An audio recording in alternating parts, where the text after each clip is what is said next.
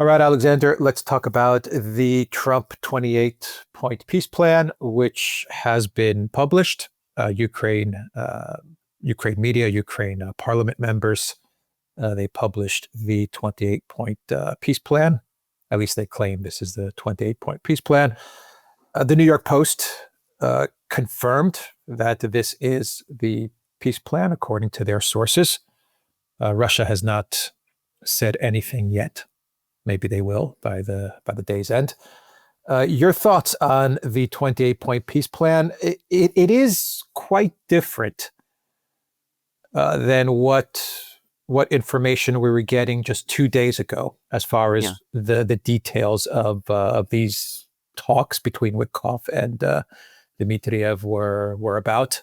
It actually is very different what we're reading in this document. Anyway, what are your initial thoughts on it? Right. Well, it is so different, in fact, that it reinforces a view that I have, that there are multiple versions of this plan floating around. I mean, it's possible that we have a spinning operation and a deception plan going on at the same time, that the Americans are telling things to the Russians and are spreading stories in the media which are not true. But overall, I think it is much, much more likely that the Americans are doing what I'm afraid has happened on previous occasions, which is that they're telling different parties different things, trying to get everybody to agree, in a hurry and a haste before the end of the year, to something that, in fact, everybody is getting different versions of. So this is different. I mean, there are points here in what the Ukrainians have published, which are fairly consistent with what we've been hearing. I mean, Ukraine not going to join NATO, for example, that Ukraine is going to have to change its constitution back to neutral status. That is what the Russians want. Ukraine has to withdraw from Donbass. There is massive confusion in this document about all kinds of provisions. So, I mean, Russia is to have de facto sovereignty over Donbass and Crimea. What does that even mean? And then we're told that the document is legally binding. So if it is legally binding, how can it be de facto? I mean, there's already absurdities there. There are other absurdities as well. Russia to join the G8. The Russians have repeatedly said they don't want to join the G8. So why bring that up? I mean, that is absolutely irrelevant to this whole topic. The board that Trump is going to head to supervise this, which is obviously lifted straight from the Gaza plan. Again, it's very difficult to see why the Russians would want anything of that kind. And then we have complete muddle about security guarantees. So security guarantees which are not being explained properly. Then there's talk about NATO having fighter jets in Poland. Then we hear this morning from Axios, something which, by the way, is not present in this version that the Ukrainians are publishing, which is that the security provisions are only for 10 years. So what's supposed to happen after 10 years? But, again, you can also see that there's other things there that would please the Russians, like no troops from NATO in Ukraine, no Western troops in Ukraine. There are other things, though, some of them which the Russians would not have been happy with, like the idea that the Russians rent from the Ukrainians eastern Donbass. I mean, that doesn't appear there. But then this plan, this latest version that the Ukrainians have, does not say, importantly, that Russian is going to become a state language, and it makes no reference at all to the status of the Orthodox Church. Right. So you can see that there's different things being said in different places.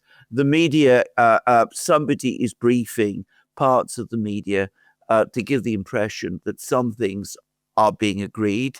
And the one document that we have seen, as I said, isn't consistent with all of that. Now, I'm going to suggest what's happening here, and I think it's particularly difficult to work it out. the Financial Times is saying that Witkoff started on this process 3 weeks ago.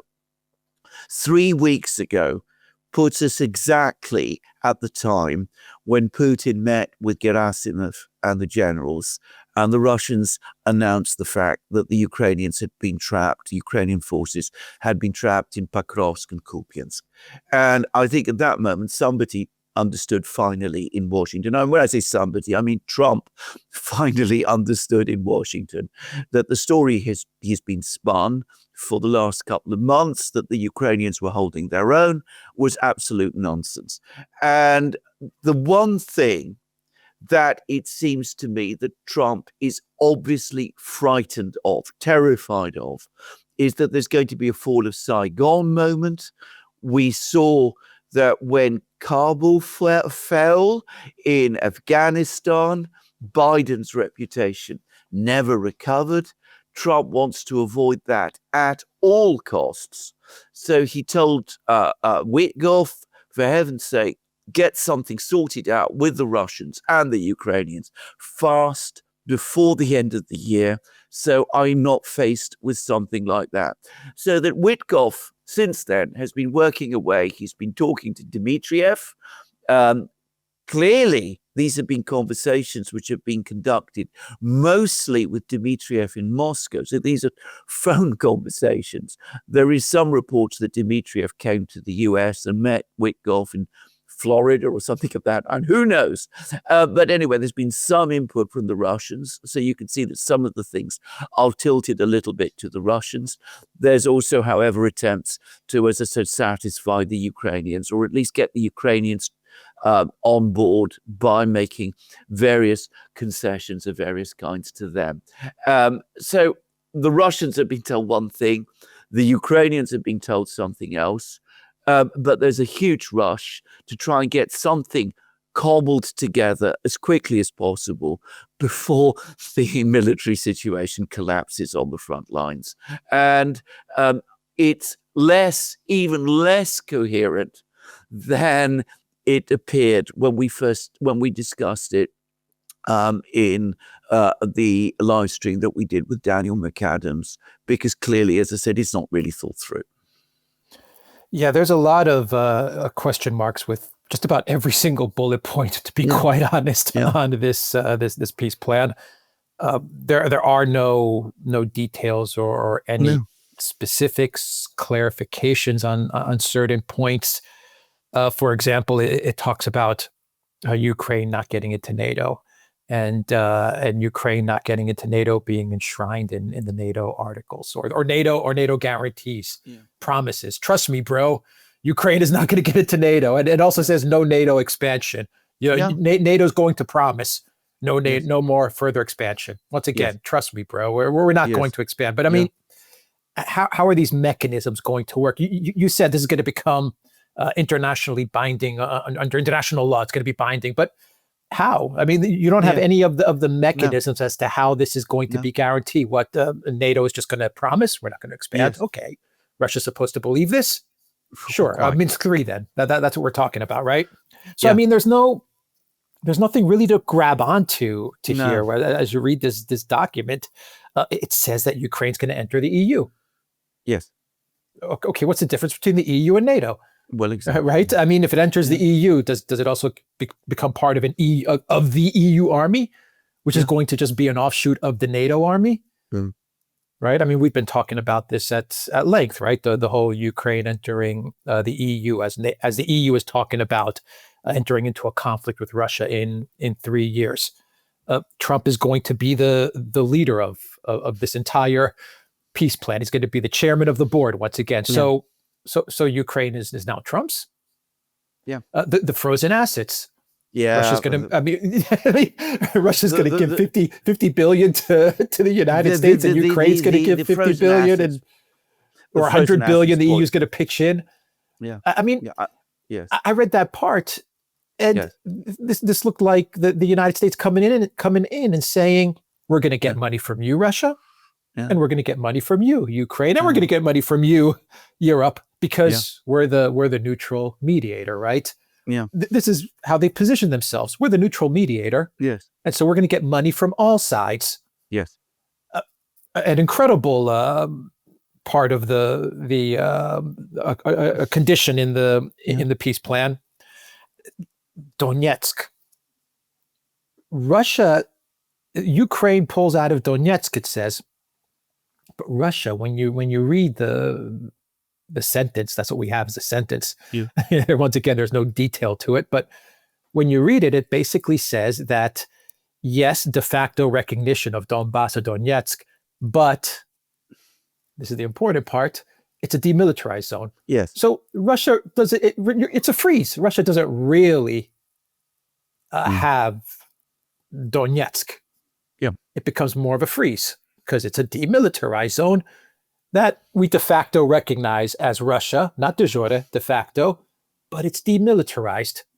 And of course, Zaporozhye and Kherson. So anyway, I said a lot, but I put a post on X, and I just want your thoughts on it. I basically said that in summary, what I see this plan as is Ukraine capitulating to Russia. But Russia capitulating to the United States. Effectively, yeah. I mean, exactly. How do you see it? Or perhaps even more precisely, Russia capitulating to Donald Trump, because he is going to be the chairman of the board, and he's going to presumably be managing all the contracts and all of that. And can I just say, a few things. Firstly, the provisions about the frozen assets are frankly completely absurd. They are ludicrous. The idea that the Russians, whose assets have been frozen and have been threatened with confiscation of them, are going to now happily agree to give away a large chunk of them to rebuild Ukraine. That looks like reparations, which, of course, the Russians have absolutely adamantly set their face against. They've already said that they're not going to agree to that. To me, actually, that looks like trying to help the Europeans, in fact, because as we've discussed in many programs, as you've pointed out many times, it is highly likely, in fact, virtually certain, that some of the frozen assets have already been used up. The capital from them has already gone. And this looks to me like some kind of mechanism to cover the Europeans for that. Why would the Russians agree? I cannot imagine that they would agree. Then the United States will receive 50% of the profits from this undertaking. So they're going to profit off of this, Alexander. Exactly. Exactly. Then there's the Donbass thing. So Donbass is de facto, except, of course, what does that even mean, de facto? And then, as I said, I've already said legally binding in what way? But if it is legally binding, then how can something that's legally binding not be de jure as well as de facto? But anyway, the Russians are not allowed to deploy troops inside their own country. Are you kidding me? Why would the Russians agree to something like that either? And who is going to be administering Donbass, Eastern Donbass? The Russians, the Ukrainians, obviously, presumably the Russians, but what form is that even going to take? So there is that. And then Zaporozhye, Kherson regions, that there's going to be a stop. Then we're told that this is going to be the conflict line border. Then there's a provision which sort of seems to imply that this can be renegotiated. The Russians have made clear, I discussed this with you privately, and I'm mentioning this in other places, that Lavrov has made it absolutely clear that the Russians do expect the entirety of Zaporozhye and Kherson to be transferred to them. They're prepared to agree to a transitional arrangement to have these territories transferred to them peacefully, but they do still nonetheless expect them. There's some kind of very strange wording that seems to imply that that might be the case. Or not.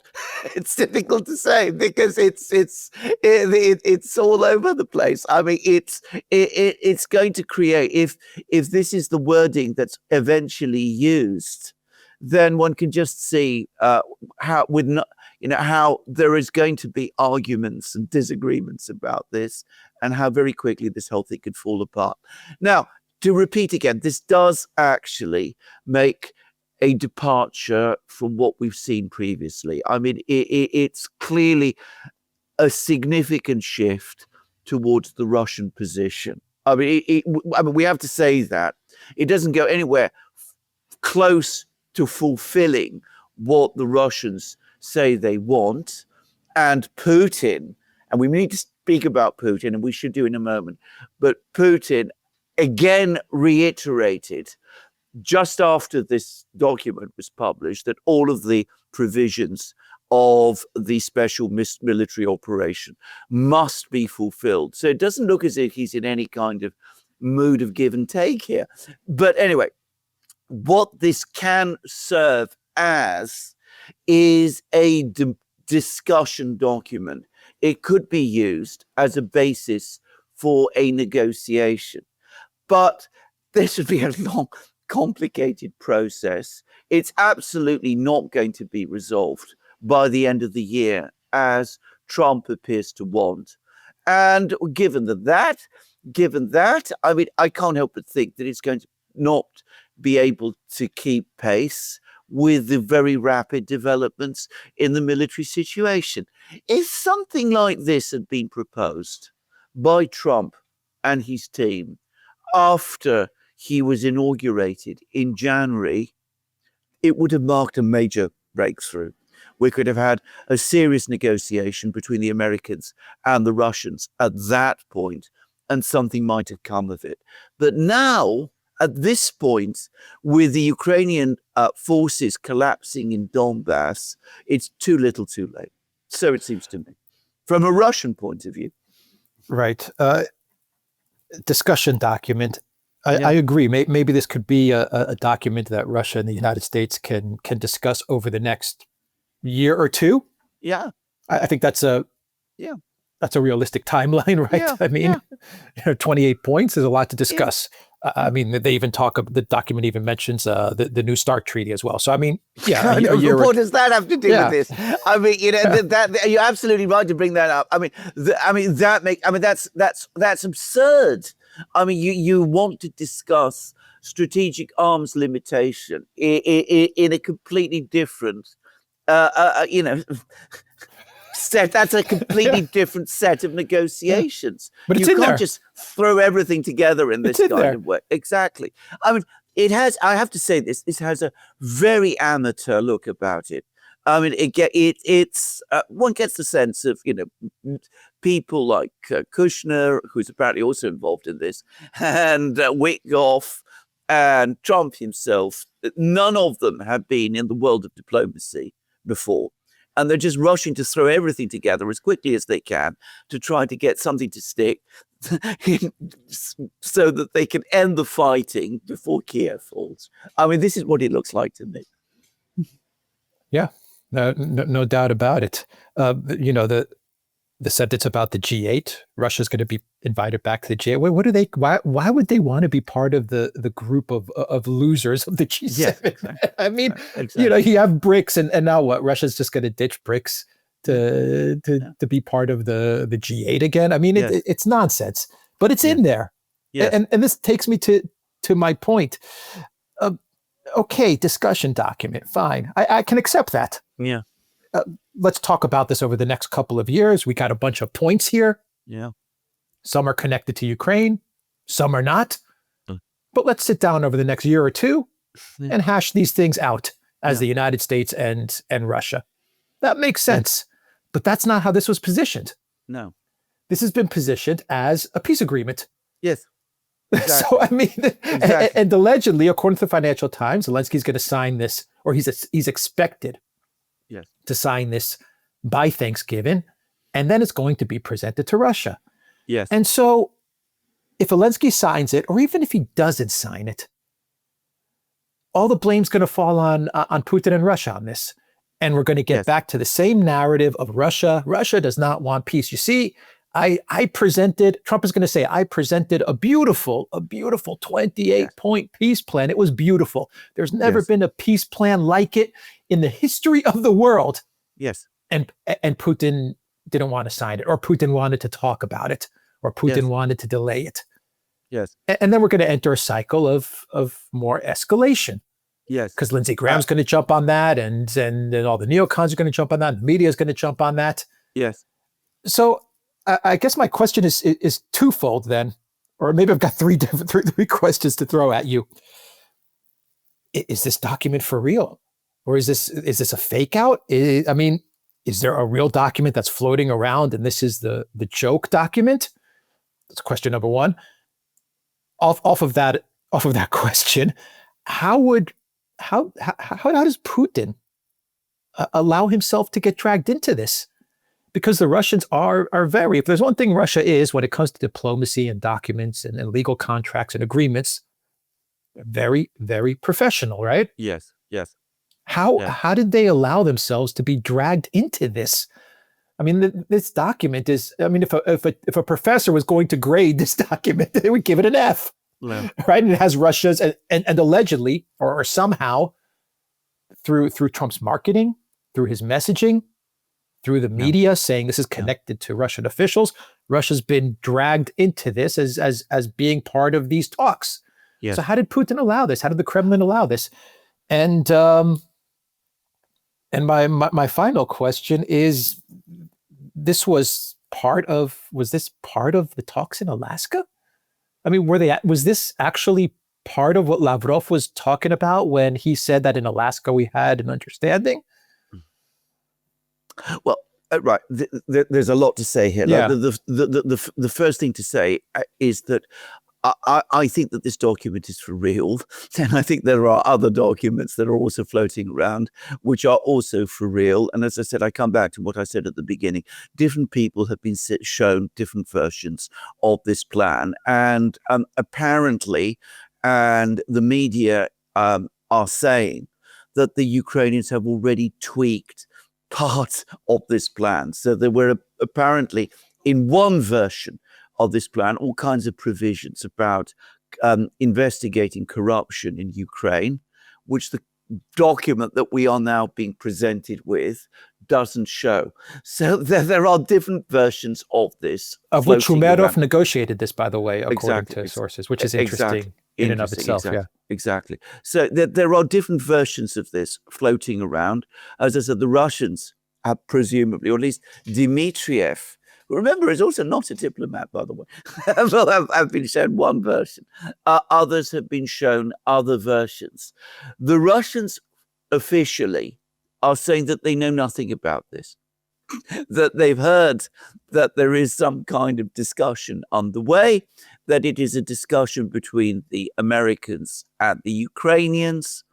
Obviously, Dmitriev is up to something because we know that he has been, but the Russians are saying that as of this time, they have been presented, formally speaking, with nothing.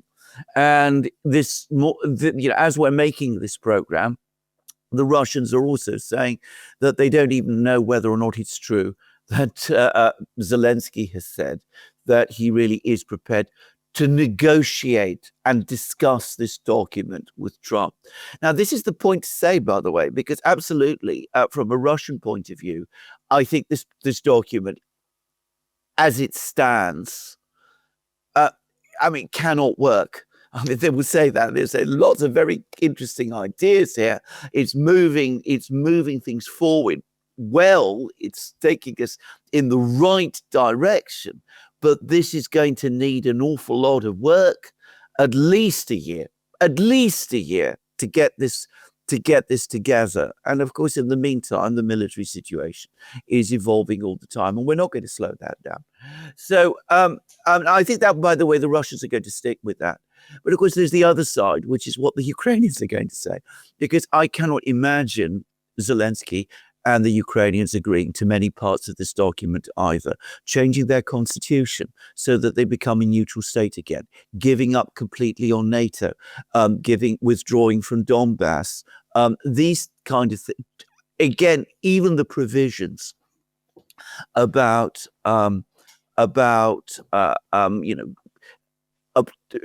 protecting minorities and things of this kind going to be very, very difficult for the Ukrainians. So I suspect you're quite right. I think what happened is that there was an earlier version of this document. It was then worked over with Umerov. I suspect Umerov took out more things than just the anti-corruption elements of it. In other words, he tilted it further towards the Ukrainian side.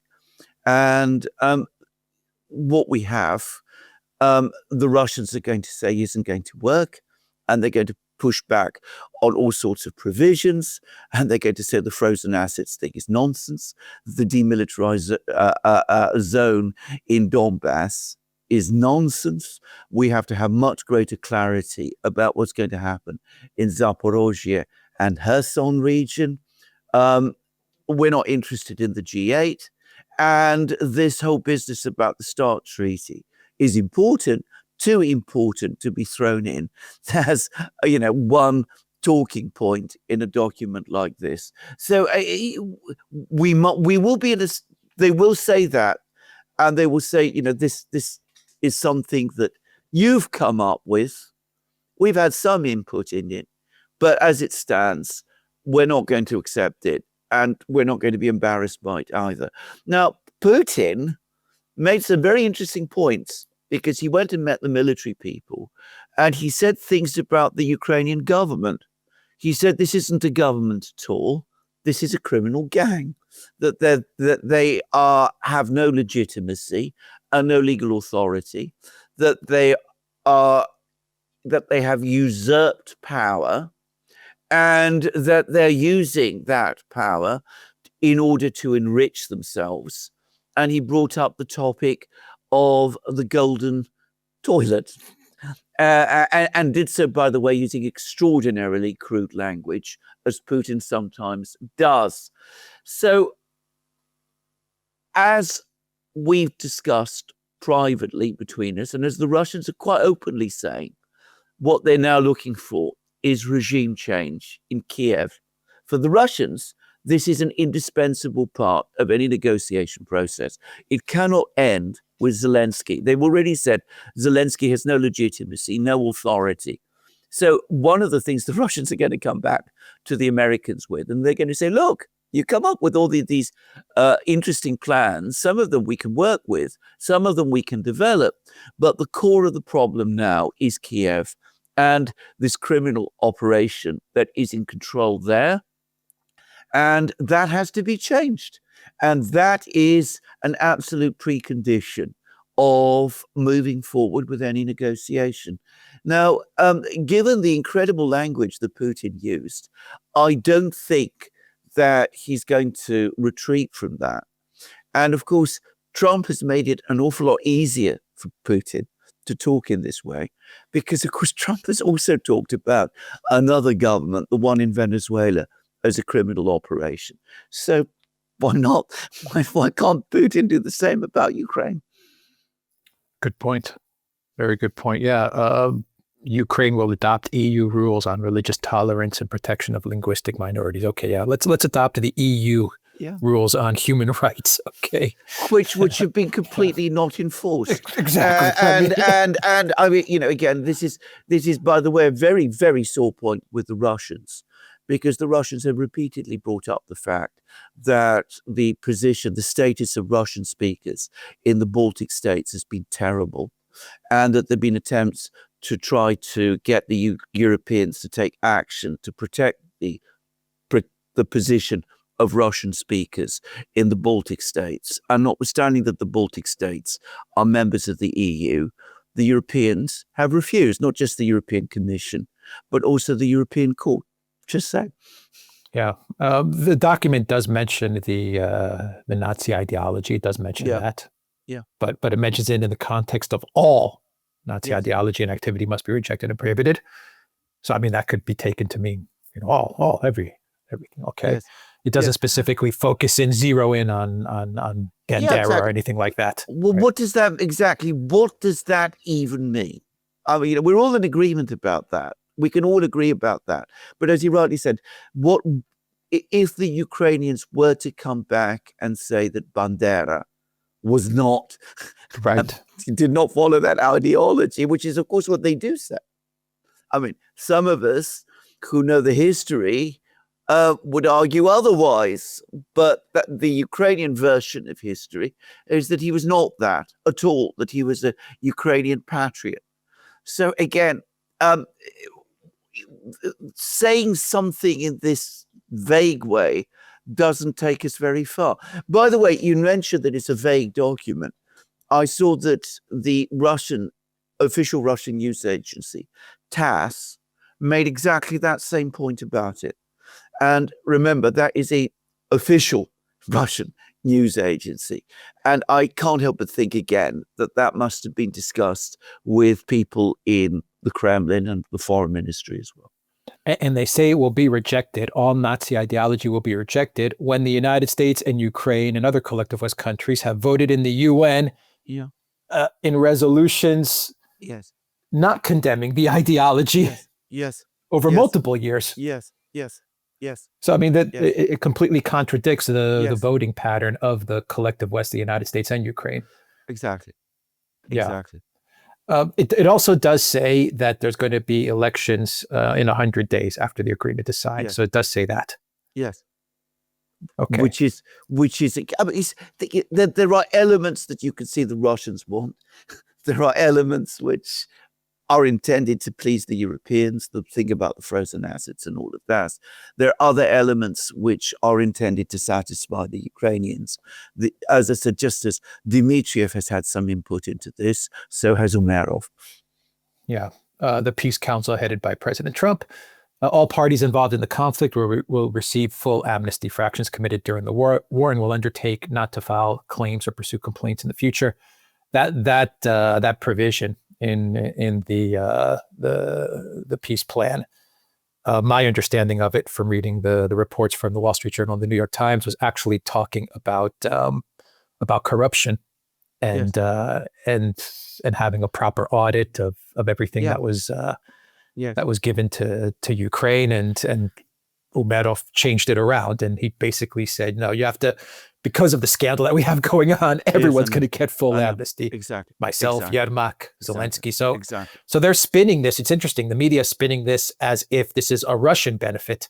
The media is very deceptive, and they're spinning this as if, oh, well, Putin's going to be left off the hook. Yes. But they're wrong about this. No, this is Umerov who changed this in order to get them off the hook.